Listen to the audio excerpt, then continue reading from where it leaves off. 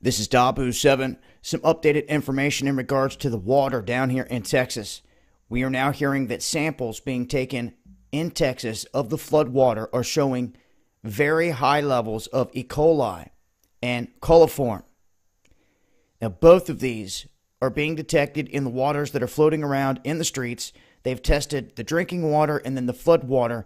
They're saying right now it seems as though the drinking water is safe in terms of what they tested for. There's no telling what else could be in there.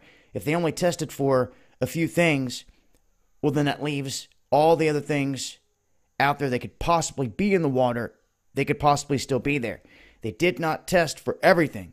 In this instance, this professor from Texas A&M was trying to find if there were high levels of E. coli and the bacteria in the floodwaters.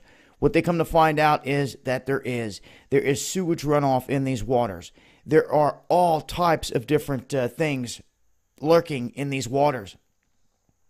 And they're saying that this is a big health concern because out of this could come another issue, a major health issue. Now, we've also witnessed a plant just explode in Texas. They also shut down all their air sensors. This is very suspect. Very, very, very, very, very suspect that they've done this. And at all times, with the chemical plant exploding, with high levels of all this stuff in the water, and they want to shut down sensors. So I just want to let it be known here. This is what they're talking about in terms of the water on the ground. So if you're down there and there's any way to protect yourself from actually absorbing any of this water, like a suit, anything to keep it off of you. I understand in a rescue type of situation, it doesn't matter.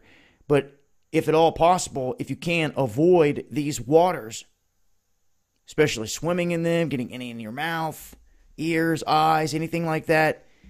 At all costs, try to avoid doing so because right now it's just a bunch of sewage and bacteria and a bunch of nasty stuff floating around out there all over the place.